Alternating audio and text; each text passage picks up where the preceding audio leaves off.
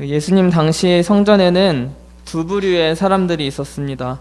이 한 부류는 서기관과 그리고 율법학자라고 하는 이 부류의 사람들이었습니다. 이 사람들의 특징은 할 수 있는 한 길게 기도했고, 또 자신의 영적인 수준과 또 자신의 지식을 뽐냈고, 사람들의 존중과 존경을 한 몸에 받아 누렸던 사람이 이 한 부류였습니다. 이 반면에 다른 한 부류의 사람들이 있었는데요. 이 부류는 이방인과 또 세리와 과부와 같은 가난한 사람들, 또 죄인 취급을 받는 사람들이었습니다. 쉽게 얘기해서 별 볼 일 없는 사람들, 죄인 취급을 받았던 사람들입니다. 이런 사람들을 바라보시면서 예수님은 한 가지 오늘 본문은 흥미로운 실험 같은 일을 하셨습니다.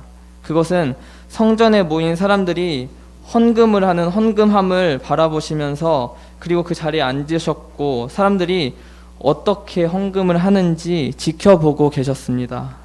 이 부자들은 와서 헌금을 많이 했습니다. 그런데 헌금을 하는 사람들 중에 누가 봐도 찢어지게 가난한 과부 한 사람이 두 렙돈, 곧 한 고드란트를 헌금함에 넣는 장면을 예수님께서는 보고 계셨습니다. 예수님께서 헌금을 하는 모습들을 전부 처음부터 끝까지 직접 보고 계셨다는 것입니다. 제가 본문을 읽으며 이런 생각을 해봤습니다. 만약 예수님께서 저희 미랄교회에 직접 오셔서 저와 우리의 헌금하는 장면을 바로 옆에서 직접 보고 계셨다라는 그런 상상을 한번 해보게 되었습니다. 이 상상을 했을 때 부끄럽기도 하고 또 끔찍할 수 있다고도 생각이 들었습니다. 예수님께서 우리가 헌금하는 그 모습을 보시고 얼마를 하는지, 또 어떻게 하시는지, 내가 헌금을 하고 남은 내 형편과 그리고 자산이 어떻게 되어 있는지, 예수님께서 우리에게 주신 물질에 관한 내용을 오늘 본문과 같이 전부 다 보고 계신다고 상상을 하니 부끄러운 모습을 감출 수가 없었습니다. 그런데 예수님은 이 조금 불편할 것 같은 이 모습을 성전에 가장 많은 사람들이 왔다 갔다 하는 그 장소에 앉으셔서 누가 얼마를 어떻게 하는지 쭉 지켜보고 계셨습니다. 예수님께서 앉으셔서 이 장면을 보고 계셨는데, 오늘 본문에 등장하는 어떠한 과부가 두 렙돈을 헌금하게 되었습니다. 그리고 한 가지 질문이 들었습니다. 어떻게 예수님께서 과부가 얼마를 헌금하셨는지 어떻게 하셨을까라는 질문이 생겼습니다.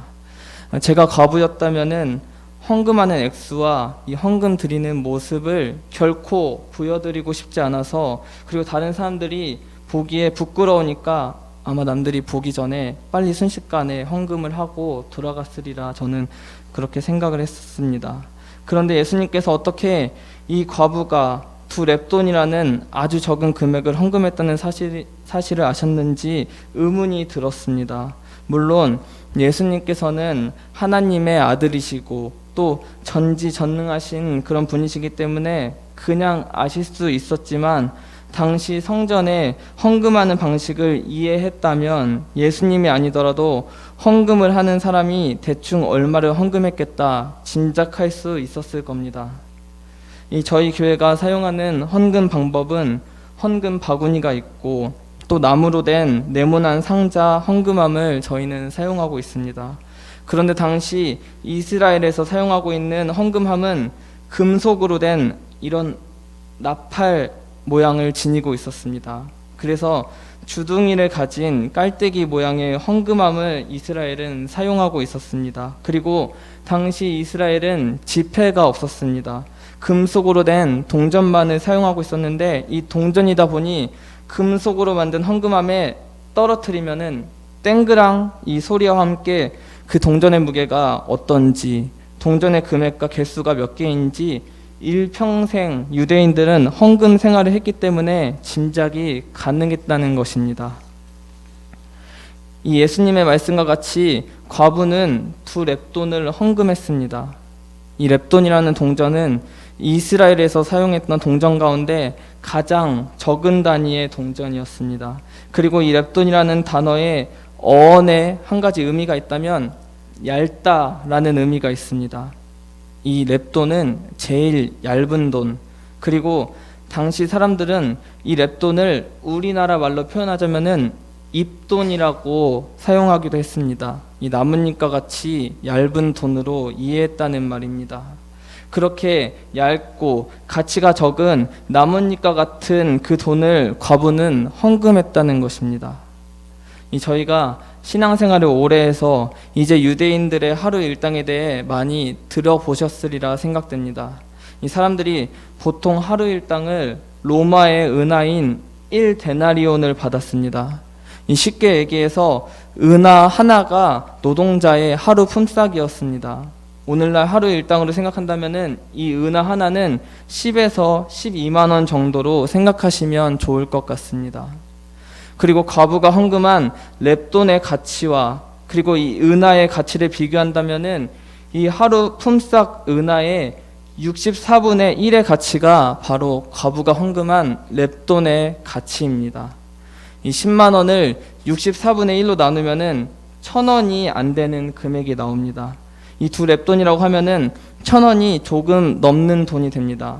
그 정도 금액을 과부는 헌금했던 것입니다. 저는 개인적으로 생각했을 때 세상에서 가장 치사하고 더러운 돈이 있다면은 그 돈은 과부의 돈이라고 생각됩니다. 그런데 여기서 한 가지 또 질문이 생겼습니다. 이 찢어지게 가난한 과부가 두 랩돈을 헌금했는데 어째서 두 랩돈이었을까? 이 두 랩돈을 반으로 쪼개서 한 랩돈만 헌금해도 됐을 텐데 어째서 두 랩돈을 헌금했을까라는 질문이 또 생기게 되었습니다. 이 과부가 한 개의 랩돈이 아니고 두 개의 랩돈을 드린 것은 당시 성전에서 한 개의 랩돈을 받는 것을 선호하지 않았고 이 한 개의 랩돈의 가치가 결코 크지 않고 볼품이 없었기 때문에 두 랩돈을 과부는 헌금을 할 수밖에 없었습니다. 그래서 이 과부는 두 랩돈을 드리게 되었습니다. 어쩔 수 없이 이 과부는 두 랩돈을 지불하게 된 것입니다. 그런데 이 두 랩돈은 과부가 가지고 있었던 생활비의 전부였습니다. 먹고 살아갈 돈을 과부는 전부 넣게 된 것입니다. 예수님께서는 이 과부의 생활비 전부인 헌금을 어떻게 보셨습니까? 바로 칭찬하셨습니다. 이 가난한 과부의 헌금은 그전까지 지금까지 넣었던 모든 사람들보다 많이 넣었음을 예수님은 칭찬하셨습니다. 심지어 이 말씀을 하시면서 강조의 표현을 사용하셨는데요. 내가 진실로 진실로 너희에게 이르노니 라고 예수님은 말씀하셨습니다. 내가 정말로 너희에게 확실하게 얘기해 주고 싶다. 이 과부가 지금까지 헌금한 모든 사람들보다 이 과부는 많이 넣었다 라고 예수님은 말씀하셨습니다. 이 성경은 헌금을 하고 있는 여인의 심정을 표현하지 않습니다. 하지만 예수님께서 이 여인을 칭찬함은 결코 여인이 드린 금액이 커서가 아님을 저희는 알고 있습니다. 예수님께서는 진실된 마음으로 생존에 대한 두려움과 그리고 또 가난한 마음이었지만 하나님을 진실되게 사랑하고 찬양하는 이 여인의 마음을 알고 계셨기 때문입니다. 그런데 또 다른 질문이 생기게 되었습니다. 그렇다면 예수님께서 이렇게 칭찬을 하시고 하나님을 사랑하는 아름다운 마음을 가진 여인이 어째서 가난해졌을까라는 질문이 떠오르게 되었습니다. 이 여인이라면은 분명히 하나님께 더 많은 것을 드리고 싶고 누구보다 하나님을 정말 사랑해서 내가 비록 못 먹을지언정 이 안식일 주일만큼은 온전히 내가 가진 이 하루에 살아갈 돈을 다 예수님께 하나님께 드리고 싶었는데 내 하루를 이 안식일만큼은 내 생활비 전부를 전부 드리고 싶었다라는 이 착하고 신실한 신앙을 가진 이 과부가 어째서 가난해졌을까라는 질문이 생기게 되었습니다. 그런데 이 질문은 성경에 답이 있습니다. 과부의 잘못이 아니었습니다. 가난은 과부의 실수가 아닙니다. 저희가 마가복음 12장 40절을 함께 읽어보겠습니다. 저희는 과부의 가산을 삼키며 더욱 중하니라 하시니라. 아멘. 오늘 본문에 등장하는 다른 부류의 사람들이 있습니다. 그 부류의 사람들은 거룩한 옷을 입고 존경을 받았고 무리의 스승 노릇을 하던 서기관들이었습니다. 앞으로는 아름다운 말을 했지만, 영적인 지식 있는 그런 일들을 했지만, 거룩한 척을 했지만, 뒤로는 아주 탐욕스럽고 이기적이고 교만한 이중적인 사람들이었던 것입니다. 특히 40절을 보게 되면 과부가 가난해진 이유는 이런 부류의 사람들이 그들의 가산을 삼켰기 때문이다 라고 성경은 말하고 있습니다.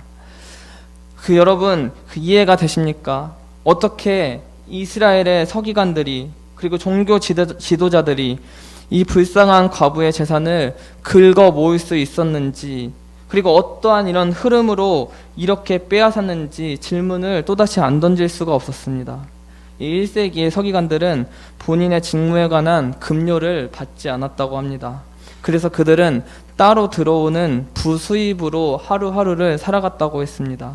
그런데 그들은 수입이 없었지만 여유가 있었고 강력한 권력도 있었습니다. 오늘 성경에서 등장하는 과부는 사실은 처음부터 과부가 아닙니다. 남편이 죽으면은 지금처럼 여성의 신분으로 온전히 일을 할 수 없었기 때문에 당시 여성들은 남편이 가지고 있었던 여러 가지 재산으로 일평생을 살아갈 수밖에 없습니다. 그런데 이 남편이 죽게 되면 기다렸다는 듯이 서기관들과 종교 지도자들이 찾아왔습니다. 그리고 이 하나 남은 불쌍한 과부를 위해서 할 수 있는 한 최대한 길게 기도를 해줬다고 합니다. 아주 길게 말입니다. 그렇게 길게 기도를 해주고 축복을 하고 과부의 재산으로, 성전으로, 그리고 자신의 재산으로 과부의 재산을 인수합니다. 바로 과부의 남은 재산을 삼켜버렸던 것입니다. 당시 종교 지도자들이 그렇게 했다는 말입니다. 오늘 본문을 읽으면 예수님께서 이 과부를 칭찬하려고 이 말씀을 하셨구나 라고 저희는 보통 생각을 했습니다. 하지만 예수님께서는 이중적이고 기회주의적이었던 자신의 이익을 위해서 거룩한 척하고 뒤에서 죄를 짓는 유대 종교 지도자들과 그 시대를 비판하며 이 시대를 예수님께서는 바르게 보고 계셨다는 그 사실을 오늘 본문은 말씀해 주셨다는 겁니다. 그렇기 때문에 오늘 본문의 주인공은 좋게는 과부를 생각할 수 있지만 이 율법 교사와 서기관과 같은 사람들이 오늘 본문의 또 다른 중심 인물이기도 합니다. 예수님께서는 불꽃 같은 눈으로 이 모든 불의와 사실을 처음부터 끝까지 전부 꿰뚫어 보고 계셨다는 말입니다. 그리고 이 사실은 오늘을 살아가는 우리에게도 동일하게 적용되는 말씀입니다. 겉으로는 지식인인 것처럼, 그리고 때로는 거룩하고 높은 지위에 있지만 그들의 실상과 상황을 예수님께서는 전부 빠짐없이 지금도 보고 계신다는 말입니다. 얼마나 빼앗기고 얼마나 속고 당할 수밖에 없는 이 시대를 살아가고 있는지 예수님께서는 우리의 모든 상황과 그들의 상황을 전부 지켜보고 계시고, 그리고 우리의 형편을 지금도 예수님께서는 지켜보고 계신다는 말입니다. 그런데 이 두 랩돈을 헌금한 과부의 믿음이 정말로 귀한 것은 그의 신앙의 고백이, 그리고 생활비의 전부가 이런 불합리한 상황에서 드려진 것이기 때문에 말로 표현할 수 없는 귀한 신앙입니다. 온갖 불의와 악함이 많은 세상 가운데 그 가난한 마음으로 믿음을 잃지 않고 하나님께 나와서 전부를 드린 마음을 예수님께서는 어떻게 귀하다고 보지 않으시겠습니까? 예수님께서 그가 상을 잃지 않을 것을 진실로라는 말씀으로 확정하고 계셨다는 말입니다. 제가 청년 시절에 다녔던 교회는 청년부 예배가 토요일 오후 5시 30분에 있었습니다. 이 토요일 오후 5시 30분은 청년들로서 이제 본격적으로 놀아야 할 시간이었습니다. 데이트하기에 가장 좋은 시간이었고 토요일 오후 5시 30분은 정말로 황금 같은 그런 시간이었습니다. 그런데 토요일 5시 30분에 모여서 저희가 예배를 드린 경험이 있었습니다. 하나님께 가장 귀한 시간을 드리겠다는 마음으로 예배를 드렸던 경험이 생각납니다. 그래서 애인이 있었던 청년들이 예배를 드렸기 때문에 헤어지는 모습을 종종 본 적이 있었습니다. 참 사람들 보기에는 바보 같았죠. 일주일 가운데 가장 쓸모있고 가장 필요하고 가장 소중했던 어쩌면 그런 시간이었는데, 지금 생각해보면은 그 소중했던 시간 그리고 가치 있는 시간을 정말로 하나님께 드렸던 기억이 떠올랐습니다.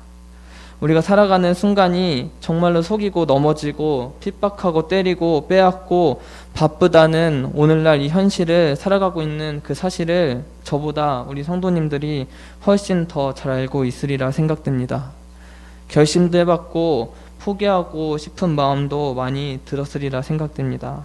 그런데 오늘 본문에서 등장하는 과부가 이 사회적인 상황 때문에 어쩔 수 없이 헌금을 해야 해서 예수님이 칭찬하셨다고는 생각하지 않습니다. 우리의 마음의 중심을 보시는 예수님께서 이 과부의 귀한 마음을 보시고 이 하나님께 나오는 그 시간만큼은 전부 드렸던 그 귀한 마음을 예수님께서 보셨다는 겁니다.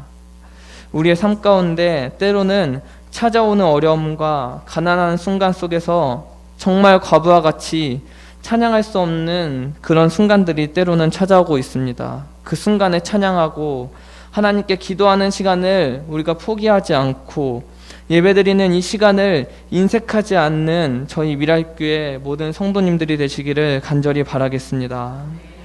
특별히 이번에 전교인 수련회는 이제는 인원이 꽉 차서 마감이 되었지만, 참석을 결단하시는 분들과 그리고 또 신청을 했지만 고민하시는 분들이 계시다면 바쁘고 또 내가 손해볼 것 같은 그런 마음을 결단하시고 오늘 본문에서와 같이 과부에게 말씀하신 그가 상을 잃지 않을 것을 진실로라고 말씀하신 그 은혜를 경험하는 복된 시간이 될 것임을 확신하는 모든 성도님들이 되시기를 간절히 바라겠습니다.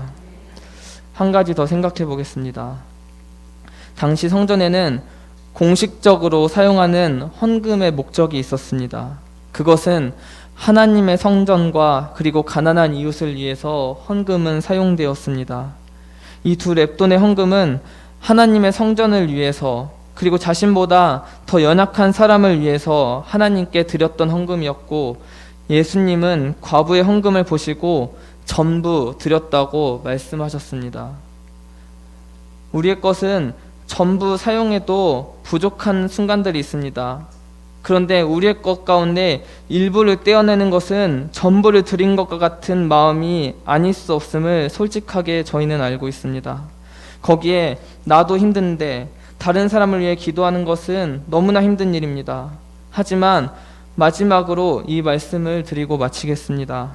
내가 비록 별건 없지만 하나님께 내 전부를 드릴 때, 그리고 바쁜 내 삶 가운데 하나님께 전부를 드리는 심정으로 하나님께 나아갈 때 하나님은 우리의 전부가 되어주신다는 그 사실입니다. 저희가 신학교를 다닐 때 동기 전도사님께서 이런 말씀을 저에게 해주셨습니다.